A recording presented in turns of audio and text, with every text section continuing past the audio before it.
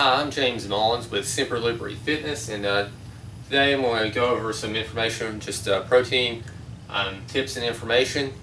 I've had a lot of questions about protein, when you should start using it, benefits, different things like that. What different types of protein do I need to take? And in order to answer some of those questions, I thought I would just go over a few slides and try to give you some information about that. So. Why you want to use whey protein, or why you want to use protein. Initially, if you're a beginner, you probably don't need to use protein. You just need to get your diet set up to where you're hitting your macronutrients, you're getting the protein that you need through natural foods, and you can do that with different types of meat and poultry and different things in order to get enough protein from your diet without having to supplement with any type of protein supplements. But after you've been training for a while, you're still trying to add muscle, you're an athlete, there's a lot of benefits to using protein, because if you are trying to put on muscle and gain weight, in order to get enough calories in order to do that, you're probably going to have to start adding supplements somewhere. If you're eating clean, healthy foods, really hard to get in like 4,000 calories or more a day without just being constantly eating. I eat all the time, and even at that, I'm only getting about 3,000 calories from whole foods, and I eat like 6 times a day. So in order to increase the calories for the day without having to buy a lot more whole foods, you can go the protein route. So like I said, as a beginner, not going to be a huge need for protein. You should just be able to supplement, change your diet and get it to where you're getting what you need from just your diet alone. But once you get to the point where you, like I said, are trying to add more muscle, then you can go with protein. Some of the benefits of why you want to use protein is it increases muscle repair and recovery. It does that by improving protein synthesis, and it's just giving the building blocks in order for your body to build protein, to build muscle. A lot of science involved in it. I'm not going to go over any of that. All you need to know is it's going to increase protein synthesis, which is going to aid in repair, help get those building blocks to build muscle. It can also help you lose weight. The way that it would do that, though, is it would have to be in place of a regular meal or something that you are already eating. You can't just continue eating your same diet and take protein and think that it's going to affect your weight. It's not. It's just going to add calories. But if you take protein instead of whatever unhealthy option you were using, or if you're cutting calories and you're taking protein as a meal replacement, then you're going to get the protein to build the muscle that you need without adding in any carbs or fat in order to do that. So it can help as far as losing weight. Also has some vitamins and minerals that can help boost your immune system, but a lot of people aren't going to get into protein because of that, but it is an added benefit that at least I want to mention. Different types of proteins people have a lot of questions about. Most of these are going to be whey protein, but whey has some different types. It's going to have concentrate, isolate, hydrolysate. Casein protein is a different type of protein. It's not a whey protein.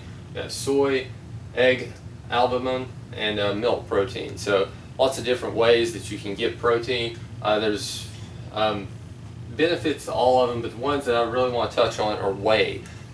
Okay, most people supplement with whey because it has the highest protein bioavailability. You're going to utilize that protein better than any other protein that you're going to be able to consume.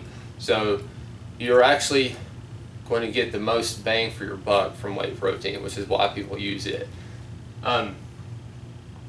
If you buy the hydrolysate protein, it's actually going to be the most expensive. It's got the highest absorption rate of the protein, and it's the fastest acting protein from the whey supplement group. It's probably going to be best for you right after exercise. Other than that, there's not going to be a lot of need for it.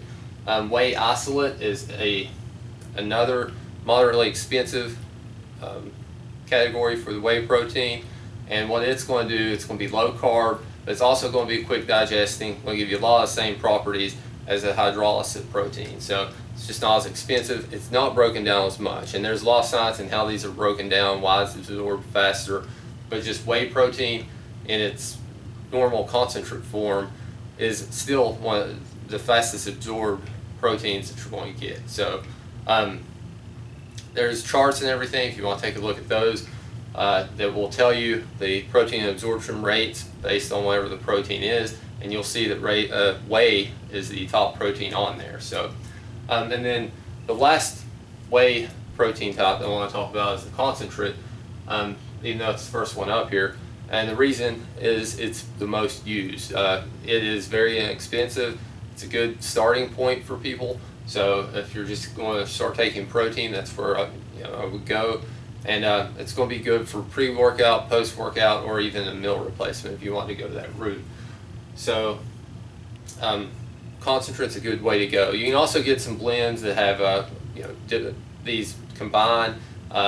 Also, the blends will have casein protein in them too, depending on what kind of blend you get. And with casein, what you're going to be looking at for it is it's mainly used because it's a slow digesting protein, so it would be the ideal one for a meal replacement. It's also great for a nighttime snack, something that you can take before bed, and you'll continue to get the benefits of digesting that protein throughout the night. So that's some benefits of it. As far as soy and the other ones, not going to get into those. Soy has a lot of the same benefits as whey though, so different options, but mainly athletes are going to get involved with whey protein. So a couple things to look at when you're looking at your protein is, one is the percent of protein that you're actually getting. You want to look at the protein per serving, and a lot of people will just look at the jug that it's in, and it'll say 40 grams of protein. They think that they're getting a ton of protein, and then they spend their money on that. But that 40 grams might come in 2 servings, and if it comes into 2 servings, what they're actually looking at is a little different than if you actually look at serving size. So even though it might say 40 grams on the front, that's not what you're actually getting from a serving. Or it might be 2 scoops for a serving to get that 40 grams. What you want to look at, some of them will have 1 serving as 25 grams for a scoop. So if that's the case, then your 1 serving at 25 grams is going to be a better protein source than if you're buying the 40 gram advertised on the front of the jug that you're taking 2 scoops or 2 servings with. So the rule of thumb, what you want to look at per serving is you want to try to get to a 70% protein percentage of a serving. So let's say a serving size is 30 grams, and you look and you see that there's 20 grams of protein in that serving. If that's the case, then you're going to end up with 66% of protein, and the rest is going to be other fillers and other ingredients in the protein. You don't want that. You want pure protein if you're buying protein. So you could get the same 30 gram serving but have 25 grams in the protein, and you're going to get 83% of protein in your serving. So it's going to have a lot less fillers. A lot of people don't look at that. They just look at what's on the front of the container, and it's going to say 40 grams of protein, so they think it's great and they're getting a ton of protein, but they're also getting a lot of stuff they don't need. So you want to look at what you're actually getting from each serving, and like I said, 70% is a good range to go as far as that. Last thing I want to talk about as far as choosing your protein, we already talked about making sure that it has protein. A lot of companies are actually spiking their protein with amino acids, and what they're doing with that is they are making it look like it has more protein in it than it actually does. So protein has a ton of amino acids in it.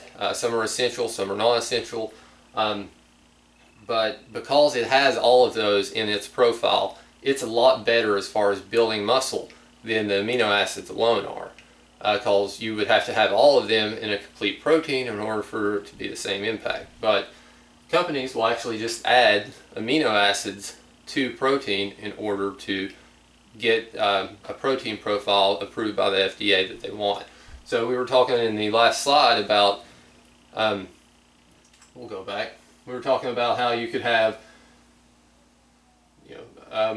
30 grams of a serving and have 20 grams of protein. Well, what's in that other 10 grams? That's going to be various amino acids that could have been added from the company in order to increase the protein profile. So that's why you want to make sure that there's a higher percentage of the whole protein.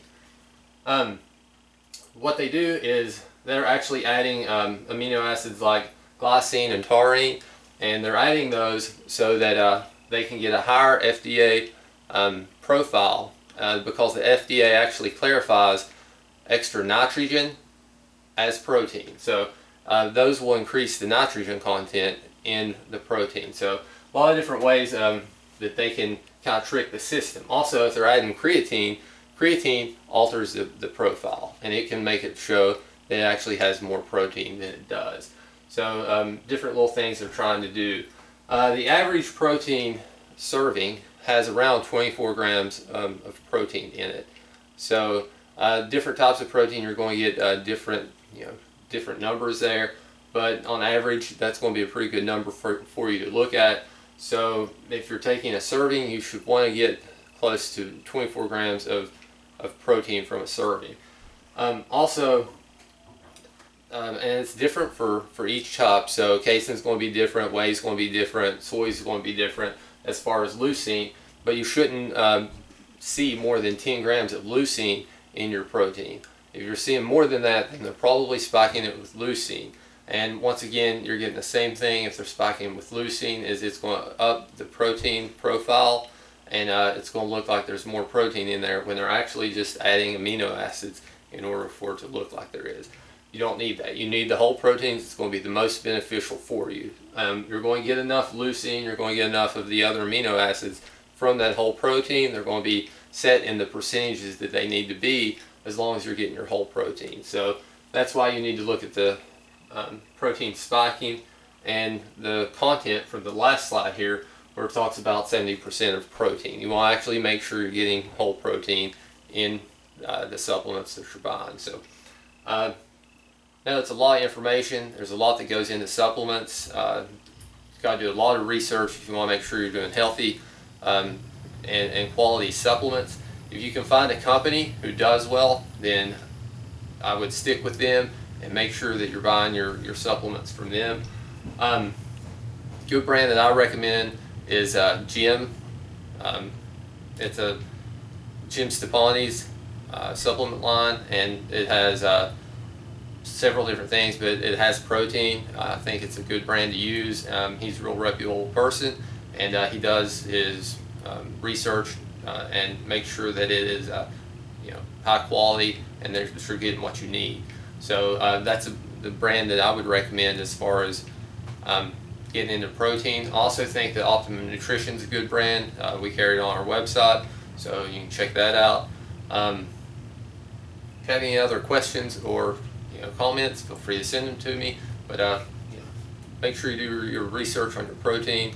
If you found the video helpful, please send it out and share it, and leave comments. Thanks.